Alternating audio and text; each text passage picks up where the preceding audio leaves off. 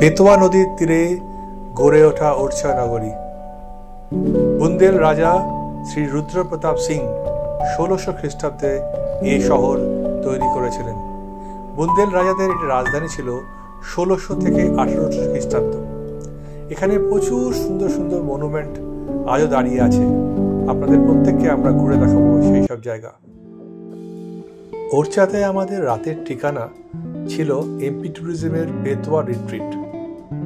এটা আসলে একটি রাজপ্রাসাদেরই কোনো ধ্বংসবশেষ, সেটাকেই এরা রিনোভেট করে বানিয়েছে এই রিট্রিট। আসুন আপনাদের একটু ঘুরে দেখাই এই সুন্দর হোটেল বা রিসর্ট বা রিট্রিট যাই বলুন, এবং যে রুমে আমরা ছিলাম তার কিছু ছবি।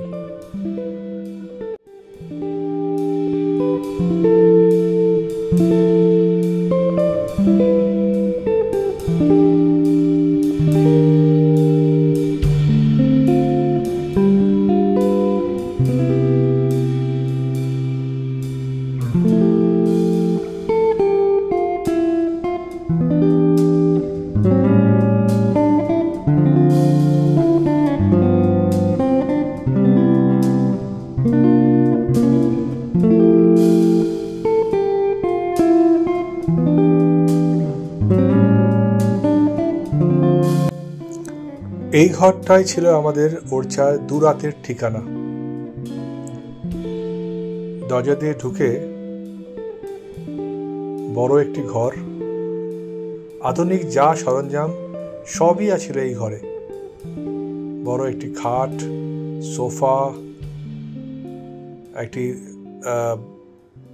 টি টেবিল, বড় সাইজের আয়না, টিভি, একটি ওয়ার্ডরোব, লাগেজ রাখার জায়গা, একটি ছোট মিনি ফ্রিজ, এবং বাথরুম তো খুবই সুন্দর, পরিষ্কার পরিচ্ছন্ন এবং সব রকম অ্যামেনিটিস বাথরুমে ছিল।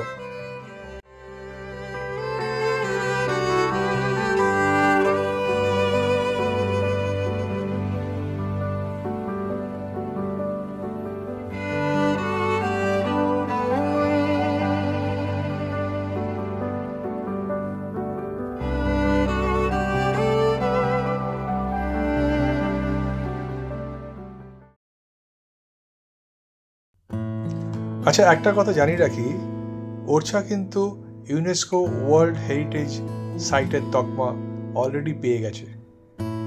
যাই হোক, আমরা লাঞ্চ সেরে বেরিয়ে পড়লাম হোটেল থেকে। উদ্দেশ্য ওরছা ফোর্ট। হোটেল থেকে ওরছা ফোর্টের দূরত্ব 1 কিলোমিটারও নয়, খুবই কাছে। ডান দিকে আপনারা দেখতে পাচ্ছেন ওরছা ফোর্ট, আর বাঁ হাতে চতুর্ভুজ মন্দির। পরে আপনাদের দেখাবো ডিটেলস করে।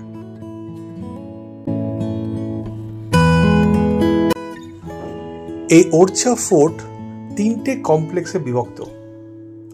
প্রথমটা হচ্ছে জাহাঙ্গীর মহল, তারপরে শীষ মহল, আর একটি হচ্ছে রাজা মহল। 1501 খ্রিস্টাব্দে রাজা রুদ্রপ্রতাপ সিং, বুন্দেলা রাজা, এই ওরছা ফোর্ট তৈরি করা শুরু করেন। আমরা এই গেট দিয়ে এবার ঢুকছি ওরছায়। বাঁদিকেই টিকিট কেটে আমাদের এগোতে হবে। এই ডান হাতে জাহাঙ্গীর মহল, বাঁ হাতে রাজা মহল, আর সামনে শীষ মহল।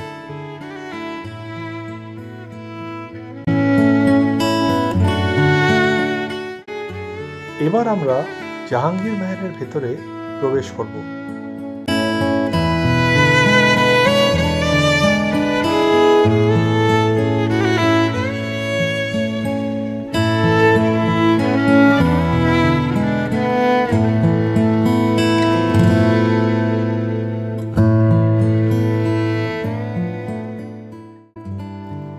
বুন্দেলার প্রতাপশালী রাজা শ্রী বীরদেও সিং ছিলেন জাহাঙ্গীরের খুব কাছের বন্ধু। তাই সেই বন্ধুর অনারে তিনি এই মহল, জাহাঙ্গীর মহল তৈরি করেন। কারণ জাহাঙ্গীরের এখানে আসার কথা ছিল, কিন্তু জাহাঙ্গীর এই মহলে খালি একটি রাত কাটিয়েছিলেন। এই তিনতলা প্রাসাদটি ওরছার অন্যতম সেরা আকর্ষণ।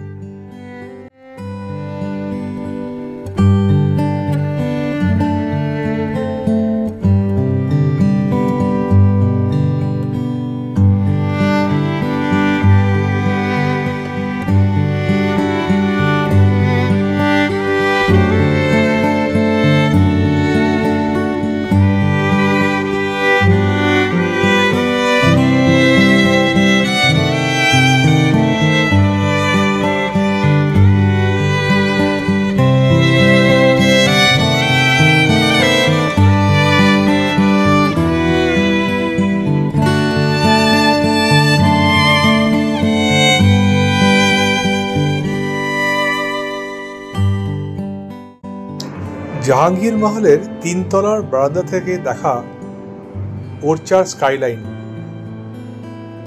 দেখো দূরে সামনে দেখা যাচ্ছে রাজামহল, তার পেছনে দেখা যাচ্ছে চতুর্ভুজ মন্দির, আর দূরে দেখা যাচ্ছে লক্ষ্মী মন্দির।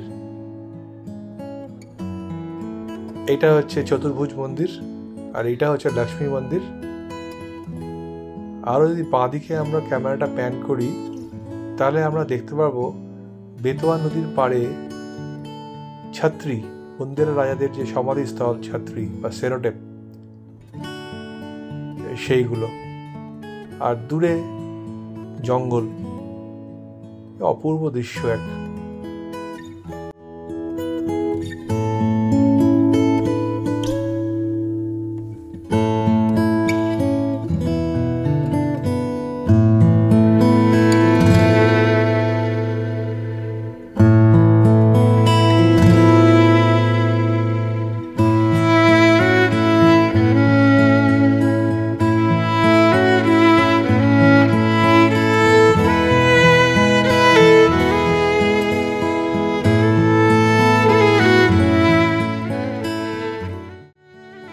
এই রাজামহল বুন্দেলা রাজা রুদ্রপ্রতাপ সিং 1501 খ্রিস্টাব্দে শুরু করেন বানানো।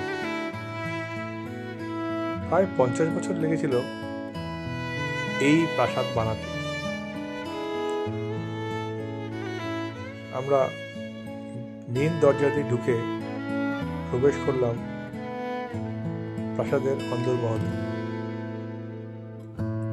এটাও তিনতলার প্রাসাদ এবং খুবই সুন্দর। এর আর্কিটেকচারাল ডিজাইনস মনোমুগ্ধকর। যারা ওরছা আসেননি, আমার ধারণা একবার ওরছা তাদের মধ্যপ্রদেশের আইডেন্টিটিতে রাখা অত্যন্ত প্রয়োজনীয়।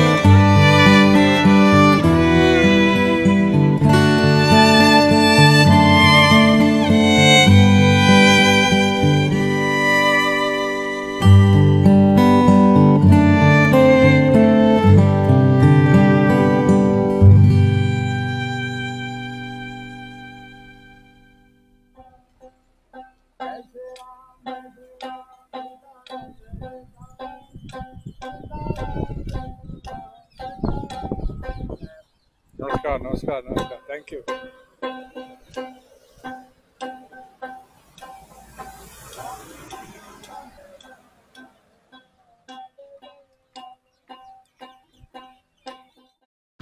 এসে পৌঁছলাম চতুর্ভুজ মন্দিরে। এই মন্দিরটি তৈরি করেছিলেন শ্রী মধুকর শাহ, বুন্দেলা রাজা, কিন্তু এটা শেষ করেছিলেন তার ছেলে বীর সিং দেও। এই মন্দিরের একটি ইতিহাস আছে, সেটা না বললে আপনাদের ব্যাপারটা বোঝানো খুব মুশকিল হবে। এই মন্দির প্রথমে তৈরি হয়েছিল বিষ্ণু মূর্তি প্রতিষ্ঠা করার জন্য, ওর নাম চতুর্ভুজ মানে 4 হাত। পরে এখানকার যে রানী মানে মধুকর শাহের যে স্ত্রী রানী জ্ঞানেশ কুমারী, তিনি স্বপ্নে দেখতে পান তিনি শ্রী রামচন্দ্রকে প্রতিষ্ঠা করছেন। তাই তিনি তার স্বামীকে রিকোয়েস্ট করেন যে তিনি যেন অযোধ্যা থেকে রামচন্দ্রের বিগ্রহ এখানে নিয়ে আসে। যা কথা তাই কাজ, রাজামশাই বিগ্রহ নিয়ে এলেন অযোধ্যা থেকে, এবং যখন এই মন্দির তৈরি এখনো চলছে তখন তিনি সেই মূর্তির প্রতিষ্ঠা করেন রানী মহলে, এবং সেখানে পূজিত হতে শুরু করেন রাম রাজা। যখন এই মন্দির শেষ হয় তখন এখানকার পণ্ডিতরা বলেন যেখানে রামচন্দ্র প্রতিষ্ঠা হয়ে গেছে সেখান থেকে আর সরানো যাবে না, তাই এই মন্দিরে আর কোনো পুজো হয়নি। রামচন্দ্র প্রতিষ্ঠিত থাকেন সেই রাম রাজা মন্দিরে।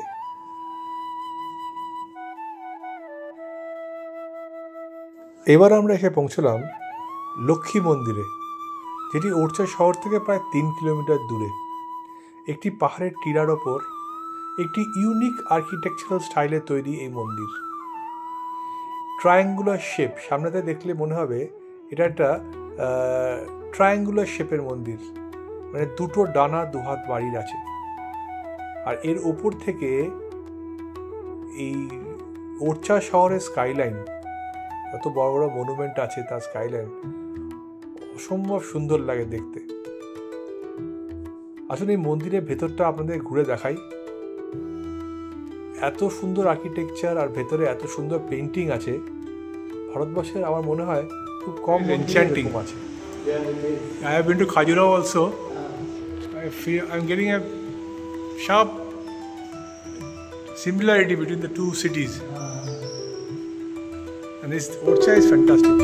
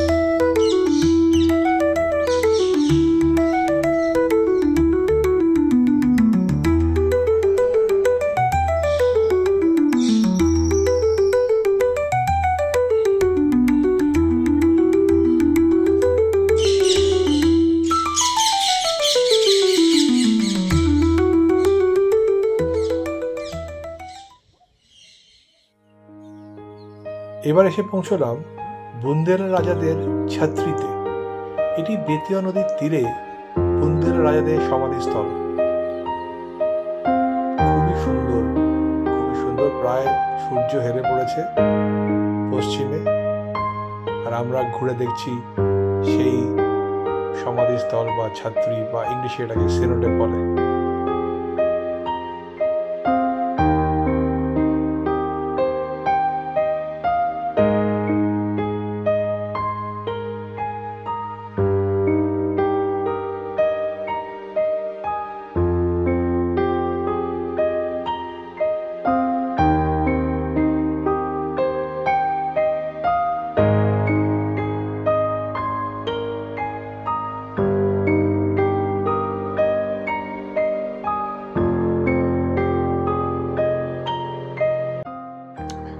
এইসব পুরনো মনুমেন্ট, বিশেষ করে ছাত্রীতে আমাদের চোখে পড়ল বিশাল আকারে ইন্ডিয়ান ভালচার এবং তাদের পরিবারের বাসা। তারা এখানেই থাকে, এইখান থেকেই যায় যেখানে খাওয়া দাওয়া পাওয়া যায়, খাওয়া দাওয়া করে আবার এখানেই রাত্রিবাস করে। এইটা কিন্তু একটা ইউনিক জিনিস।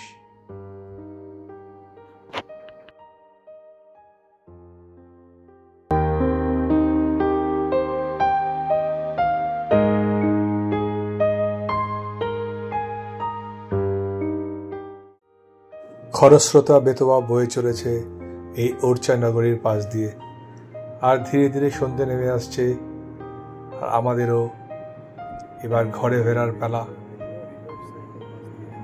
আমরাও তাই শেষ সূর্যের শেষ আলো পর্যন্ত যতটা দেখা যায় ঘুরে দেখার চেষ্টা করছি এই ওরচা নগরী।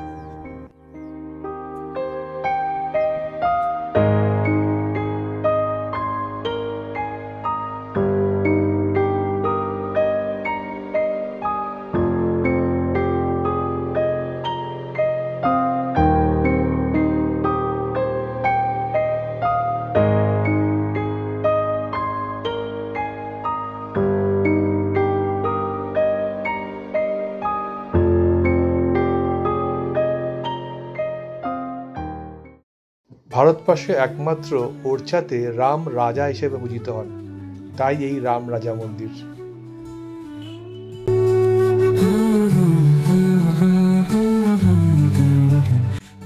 রাত্রি নেমে এসছে ওরচাতে, আর আলোকিত হয়ে উঠেছে ওরচা ফোর্ট। আমাদের ওরচা ভ্রমণ এখানেই শেষ। কাল আমরা বেরিয়ে যাব ঝাঁসির উদ্দেশ্যে।